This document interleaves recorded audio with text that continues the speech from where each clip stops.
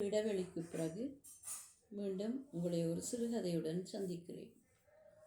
சிறுகதையின் தலைப்பு மயக்கம் தந்த தயக்கம்.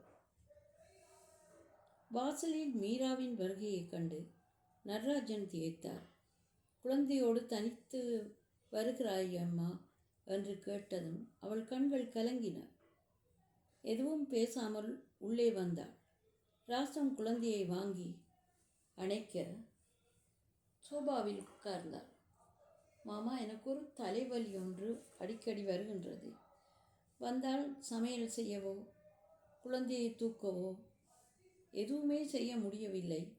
தலையை பிடித்து கொண்டு உட்கார அரை மணி நேரம் ஆகின்றது. அதன்பின் மெல்ல மெல்ல அது நிற்கும். என்ன என்று தெரியவில்லை. நான் எத்தனையோ தரம் அத்தானிடம் சொல்லியும் அவர் கேட்பதா இல்லை. வேலை வேலை என்று ஓடிக்கொண்டிருக்கிறார் என்றார். அப்படியாம்மா, டாக்டர் பிரணவனிடம் ஒருக்கா கொண்டே காட்டுவோம் நாளைக்கு ராசம் என்று சொன்னதும், அவர் நரம்பு சம்பந்தமான நிபுணர், அவரிடம் கொண்டே காட்டுவது நல்லவென்று நினைக்கிறேன். நீ என்ன சொல்கிறாய் ராசம் என்று? அப்படியே செய்வோமே என்று சொன்னார். மறுநாள் முழுவதும் என்ன நடக்கிறது, என்ன வரும்போது எப்படி இருக்கிறது என்று எல்லாம் நன்றாக கேட்டபின் டாக்டர் பிரணவன் சொன்னார், எங்கேயோ அடிபட்டு இருக்கிறது, ஞாபகம் இருக்கிறதாம்மா? எனக்கு அப்படி ஞாபகம் இல்லை. சரி, இப்போது ஸ்கேன் பண்ணி பார்ப்போம். நீங்கள் எதற்கும் வீட்டிற்கு போய் யோசித்து பாருங்கள் என்று சொல்லிவிட்டு ஸ்கேன் பண்ணினார். அந்த ஸ்கேனிங் ரிப்போர்ட் மறுநாள் வந்த பின் உடனே கால் எடுத்து வரும்படி கூப்பிட்டார். இவர்கள் சென்றதும் அந்த ஸ்கேன் ரிப்போர்ட்டையும் காட்டி, நான் சொன்னது போல் அதே மாதிரி தான் இருக்கின்றது. குருதி கட்டுப்பட்டு ஒரு சிறு கட்டி போல இருக்கிறது. அதனால்தான் இந்த தலைவலி காய்ச்சல் எல்லாம் வருகின்றது என்று சொன்னார். கேட்டதும் மீராவுக்கு பெரும் குழப்பமாக இருந்தது. இப்போதாவது எனக்கு அடிபட்டிருக்கின்றதா என்று யோசித்து பார்க்கும்போது அவளுக்கு ஞாபகம் வந்தது. திருமணத்திற்கு ஒரு மாதத்திற்கு முன்பு வாசலில் கோலம் போட்டு கொண்டிருக்கும் போது எதிர்வீட்டு பையன் நாய்க்கறிந்த கல் தன்னுடைய தலையில் பட்டதும் தான் துடித்து எழும்பினதும், அதன்பின் சிறு இரத்த கசிவுடன் வீட்டிற்குள் நுழைந்ததும் ஞாபகத்திற்கு வந்தது. உடனே மாமனாரான நடராஜரிடம் நடந்த விஷயத்தை சொன்னார். அப்படியாம்மா, அப்போ டாக்டர் சொன்னது சரியாக போயிடுச்சு.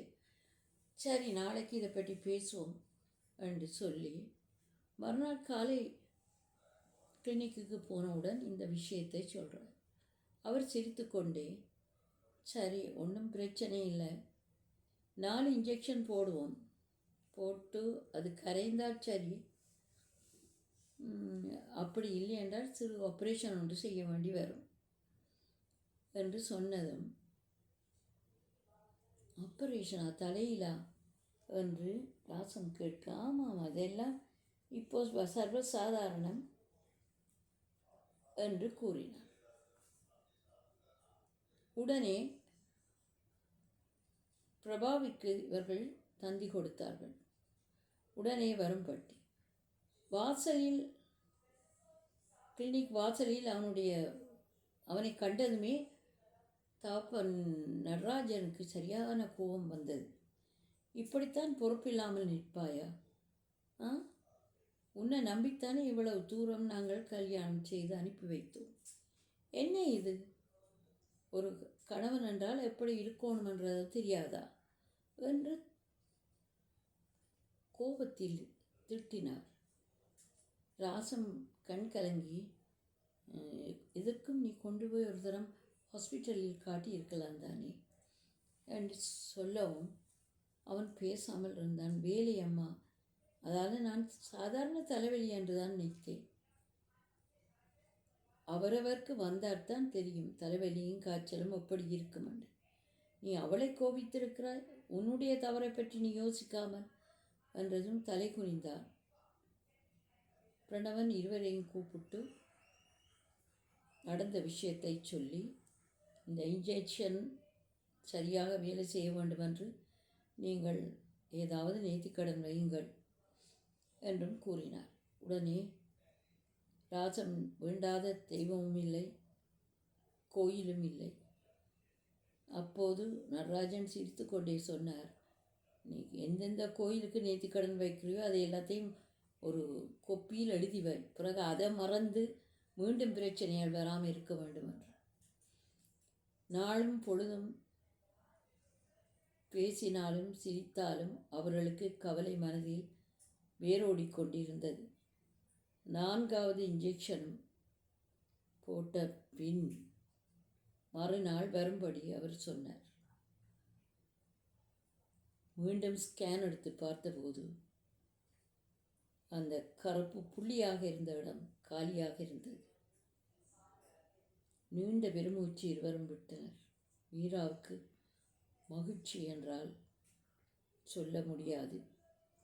அவளே தன்னை கவனித்தாள். அடிக்கடி வருகிற தலைவலி இப்போது இருந்திருந்துட்டு வருகிறது, அதுவும் குறைந்த நேரத்திற்கு. சில நேரம் எனக்கு தலைவலி நின்றுவிடும் போல இருக்கிறது என்று நினைத்தேன் டாக்டர் என்ற. உடனே டாக்டர் சிரித்து கொண்டே சொன்னார், பெரியவர்களின் வேண்டுதலும் இதில் இருந்திருக்கு. நிச்சயமாக ஒன்று மாத்திரம் நினைத்து கொள்ளுங்கள், இங்கே அடிபட்டாலும் உடனே ஹாஸ்பிட்டலில் வந்து காட்ட வேணும் என்பதை நீங்கள் நினைவில் வைத்து கொள்ளுங்கள். சின்ன அடி பெரிய அடி என்று இல்லை. இப்போதெல்லாம் புதிதாக வருத்தங்கள் எட்டி பார்க்கின்றன. நோய் வந்தபின் அதை காவிக்கொண்டு திரிவதை வரும் முதல் அதை உடனடியாக என்ன செய்ய வேண்டுமோ அந்த செயல்பாடை செய்யுங்கள் என்று சொல்லி சிரித்தார். உடனே வெளியே வந்த நடராஜன் மகனை பார்த்து, இந்த பட்டின வாசம் போதும், தாசில்தாருடன் நேற்று கதைத்தான், இங்கே ஒரு ஆள் தேவை என்றவர் உடனடியாக மாற்றல் எடுத்து இங்கு வரலாம். குழந்தைக்கும் 1 வயது தான். அவள் மெலிஞ்சு போய் இருக்கிறாள். இனி தூக்குவது கொள்வது எல்லாமே கஷ்டம்தான்.